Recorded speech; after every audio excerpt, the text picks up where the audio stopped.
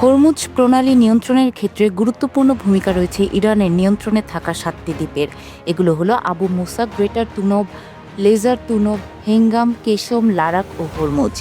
চীনের জুহাই ভিত্তিক সান ইয়াতসেন বিশ্ববিদ্যালয়ের গবেষকদের ভাষায় এই দ্বীপগুলো একত্রে ইরানের আর্চ ডিফেন্স বা খিলান সদৃশ প্রতিরক্ষা বলয় তৈরি করে, যা হরমুজ প্রণালীর ওপর কার্যত একটি অদৃশ্য নিয়ন্ত্রণ প্রতিষ্ঠা করে।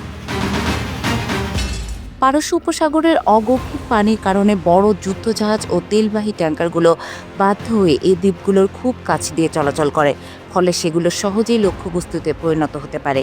Islamic revolutionary guard corps IRGC এই দ্বীপগুলো থেকে দ্রুতগামী নৌকা, মাইন পেতে রাখা ইউনিট কিংবা ড্রোন ব্যবহার করে হামলা চালাতে পারে, যা শত্রুপক্ষের জন্য বড় ঝুঁকি তৈরি করে।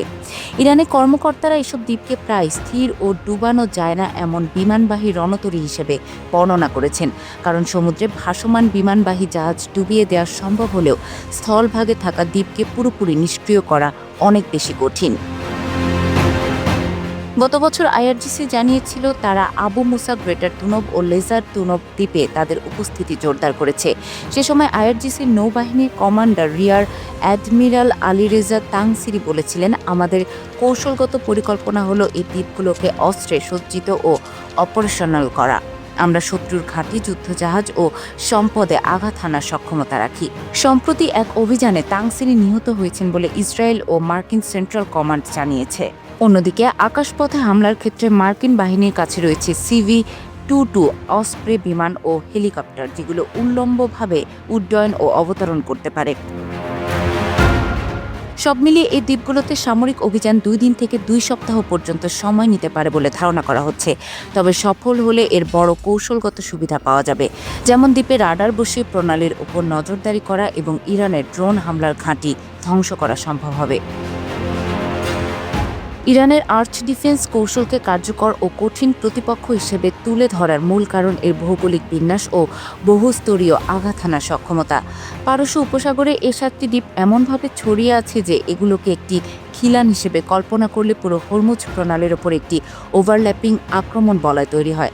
অর্থাৎ কোনো একটি জাহাজ বা নৌবহর এক দ্বীপের সীমা পেরোলেও তার সঙ্গে সঙ্গে অন্য দ্বীপের নজরদারি ও আক্রমণের আওতায় চলে আসে, যাকে সামরিক ভাষায় বলা হয় ওভারল্যাপিং কিল জোন। এটি ইরানকে একই লক্ষ্যবস্তুর ওপর একাধিক দিক থেকে সমন্বিত আঘাত হানার সুযোগ দেয়, যা প্রতিরোধ করা অত্যন্ত কঠিন। ইরানের সুবিধা হলো তাদের পুরো প্রণালী দখল করে রাখতে হয় না, বরং শুধু একটা সক্ষমতা দেখাতে হয় যাতে প্রতিপক্ষ নিরাপদে চলাচল করতে না পারে। এটাকে বলা হয় সি ডিনায়াল ট্যাকটিক্স। এই আর্চ ডিফেন্সকে সম্পূর্ণভাবে নিষ্ক্রিয় করতে হলে যুক্তরাষ্ট্রকে একই সময় একাধিক দ্বীপে সমন্বিত হামলা চালাতে হবে, কিন্তু এটি বাস্তবে অত্যন্ত জটিল, কারণ প্রতিটি দ্বীপ আলাদা প্রতিরক্ষা ব্যবস্থার আওতায় রয়েছে এবং এগুলো ভৌগোলিকভাবে বিচ্ছিন্ন হলেও কার্যত একটি সমন্বিত নেটওয়ার্ক হিসেবে কাজ করে। একই সঙ্গে ইরানের মূল ভূখণ্ড থেকেও ক্ষেপণাস্ত্র, ড্রোন ও আর্টিলারি সমর্থন পাওয়া যায়, যা আক্রমণকারী বাহিনীকে দ্বিমুখী চাপের মধ্যে ফেলে।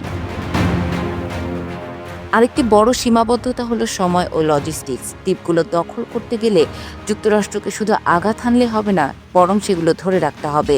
এর জন্য বিপুল সংখ্যক সেনা, প্রতিরক্ষা ব্যবস্থা এবং সরবরাহ লাইন প্রয়োজন, যা শত্রু পরিবেশে বজায় রাখা কঠিন।